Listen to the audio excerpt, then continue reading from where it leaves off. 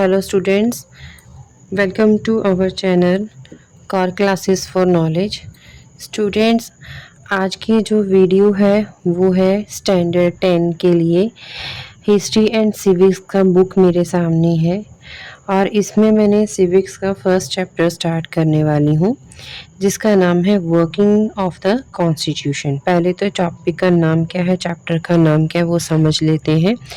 Constitution सब बच्चों को पता है, संविधान हमारा भारतीय संविधान, उसमें वो कैसे वर्क करता है और उसके अंदर कौन से संशोधन हैं और उसमें कौन से प्रोविजंस दिए गए हैं वो हम डिस्कस करेंगे।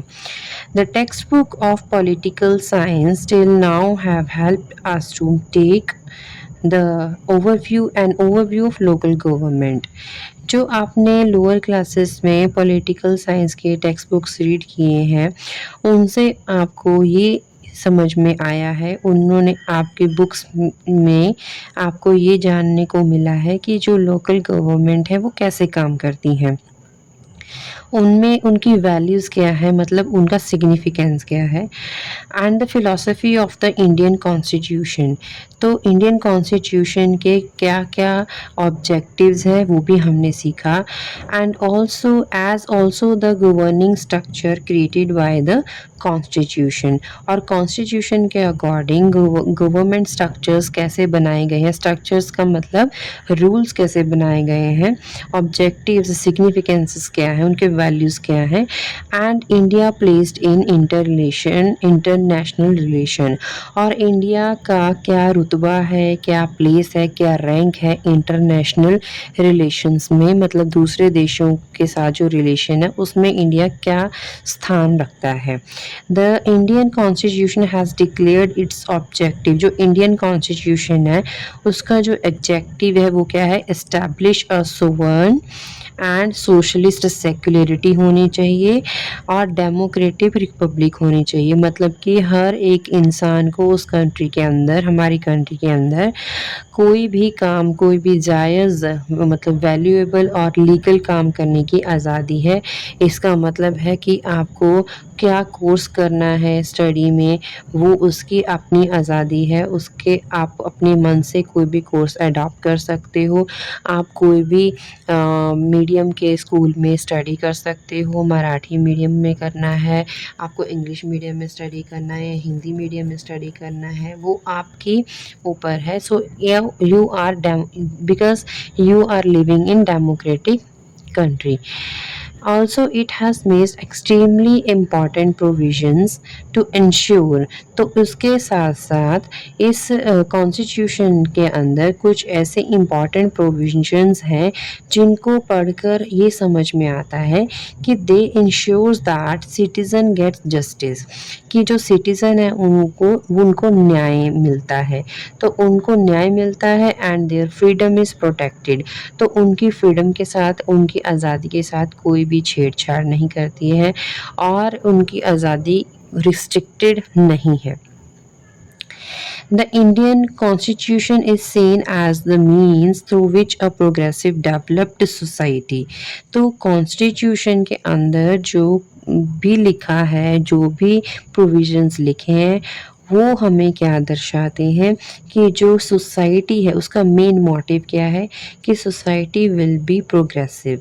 जो सोसाइटी है वो प्रोग्रेसिव मतलब कि आगे बढ़ती जानी चाहिए, अच्छी आशा की ओर बढ़ती जानी चाहिए, स्टेप वाइज, और डेवलप होनी चाहिए सोसाइटी। क्यों, किसकी वजह से डेवलप होगी, सोशल जस्टिस की वजह से। सोशल जस्टिस होना चाहिए सोसाइटी में। इलीगल काम कोई करेगा तो उसको सज़ा मिलनी चाहिए, लीगल काम कर रहा है तो उसको आगे बढ़ते रहना चाहिए।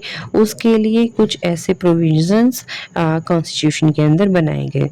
And equality will be established, और बराबरता का जो न्याय बराबरता है वो हमेशा कायम रखी जा सके। सके।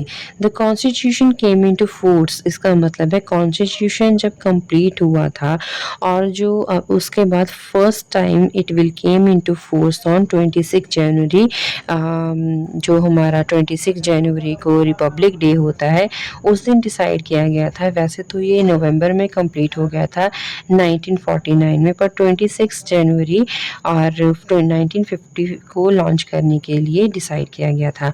तो ये इम्पॉर्टेंट क्वेश्चन है, 1 मार्क के लिए आ सकता है। एंड सिंस देन, इसको आप अंडरलाइन कर लीजिए, and since then the government has been working in accordance with the principle of the constitution. Since मतलब उस टाइम से लेकर आज तक जो भी हमारी गवर्नमेंट है वो इन कॉन्स्टिट्यूशन के सिद्धांतों के अकॉर्डिंग ही काम कर रही है। In this chapter we will take a brief overview of the wide ranging nature of Indian democracy. इस चैप्टर में हम क्या डिस्कस करेंगे, सिर्फ ओवरव्यू करेंगे, इन ब्रीफ करेंगे कि वाइड रेंजिंग नेचर मतलब कि इंडियन डेमोक्रेसी कहाँ तक फैला हुआ है, उसके क्या सिद्धांत है, क्या रूल है। Important changes that have been takes place in its political process. तो पॉलिटिकल प्रोसेस में time to time with time interval तो रिक्वायर्ड चेंजेस हैं वो भी किए जाते हैं, उसके बारे में डिस्कस करेंगे। And step that have been taken to establish social justice and equality। Equality और जस्टिस स्टैब्लिश करने के लिए जो भी रिक्वायर्ड स्टेप्स हैं या फिर उनमें चेंजेस करने हैं वो सब डिस्कस किए गए हैं। हम इस चैप्टर में डिस्कस करेंगे। This review will primarily focus on 3 areas. जो भी हम इस चैप्टर में रिव्यू करेंगे उसमें 3 मेन ऑब्जेक्टिव्स क्या रहेंगे, मेन टॉपिक्स क्या रहेंगे, डेमोक्रेसी, सोशल जस्टिस और जुडिशियल सिस्टम हमारे इंडिया का किस तरीके से काम करता है। तो फर्स्ट हम करेंगे डेमोक्रेसी। डेमोक्रेसी क्या है, इसमें फर्स्ट पॉइंट है political maturity. Democracy does not merely imply a representative structure. तो जो डेमोक्रेसी है सिर्फ और सिर्फ ये लिखने में, लिखित रूप में ही नहीं है बल्कि उसका प्रैक्टिकल यूज़ भी है, प्रैक्टिकली भी वो इम्प्लीमेंट की गई है। The essence of representative system is to integrate the principle of democracy in the actual practice. मतलब कि जो डेमोक्रेसी है उसमें और अकॉर्डिंग टू आवर कॉन्स्टिट्यूशन जो भी प्रिंसिपल है रिगार्डिंग डेमोक्रेसी उन सबको इम्प्लीमेंट किया गया है और ये माना गया है कि it is integral part of the constitution to make to make and to retain the equality. Once this is done, the democracy become an integral part। जैसे ये संशोधन या फिर इसके अलावा चेंजेस जितने भी हुए वो होने के बाद डेमोक्रेसी एक अटूट हिस्सा बन गई है हमारी सोसाइटी में। जो पॉलिटिकल लाइफ है, पॉलिटिकल करियर है, उसका एक अटूट हिस्सा बन चुकी है। कौन? Democracy. Accordingly, the Indian people have direct representation in the parliament. तो इंडियन पीपल पार्टिसिपेट कर सकते हैं, उनका रिप्रेजेंटेशन डायरेक्टली रहता है, इनडायरेक्टली नहीं, डायरेक्टली पार्टिसिपेट करते हैं parliament, state legislature and local government में। और उसके लिए वो क्या करते हैं, holding free and fair elections at regular intervals.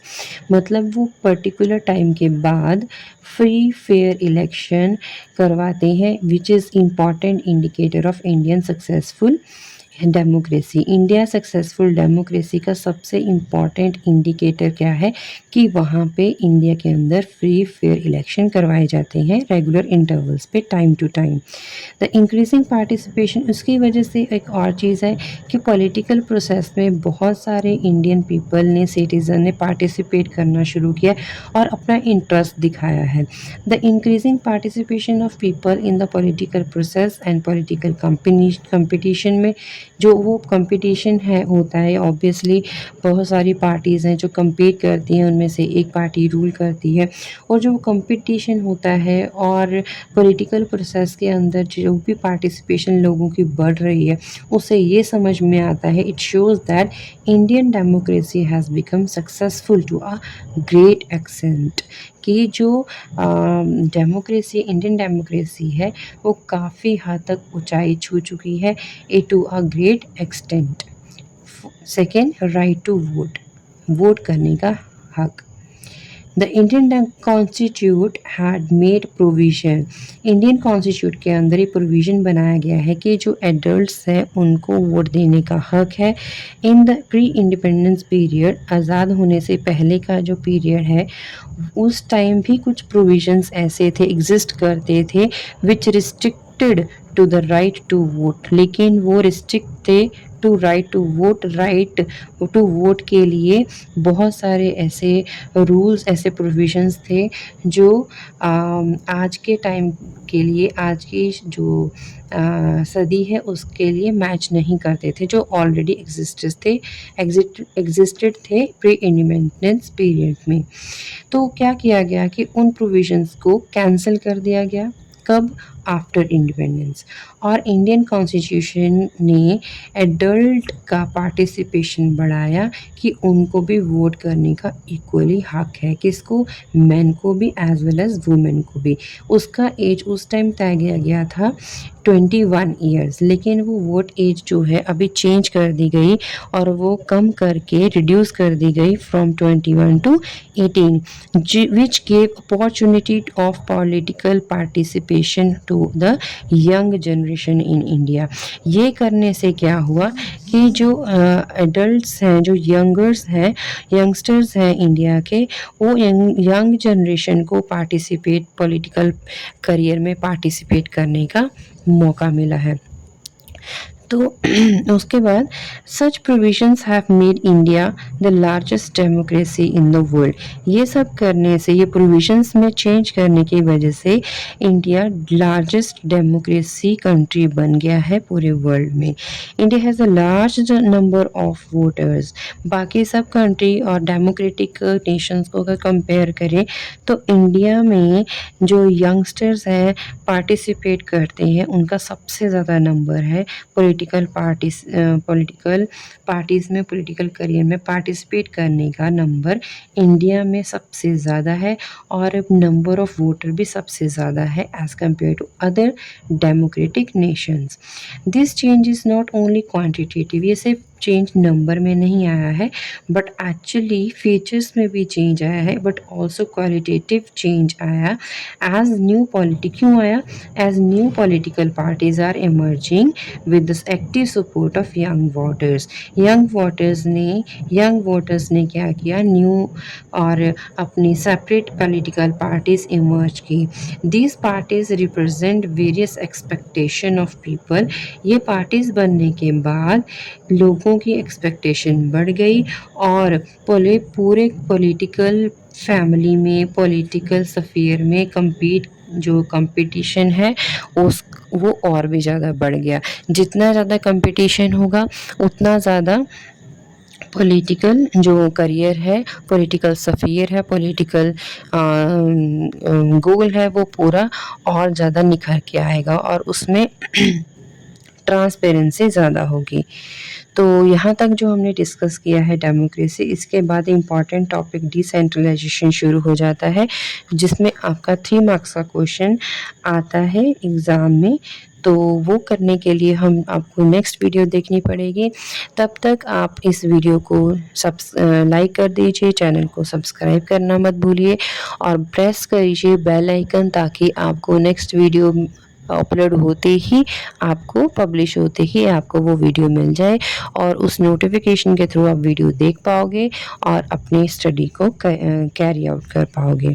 तो नेक्स्ट वीडियो में जल्दी मिलेंगे। If you need any other question, if you need any other video regarding any particular subject, you can ask me in the comment box। तो comment box में सिर्फ text कीजिए subject और standard, मैं उसको वीडियो को कंसीडर करूँगी और उसके लेक्चर वीडियो अपलोड किए जाएंगे। तो thank you for watching this channel core classes for knowledge।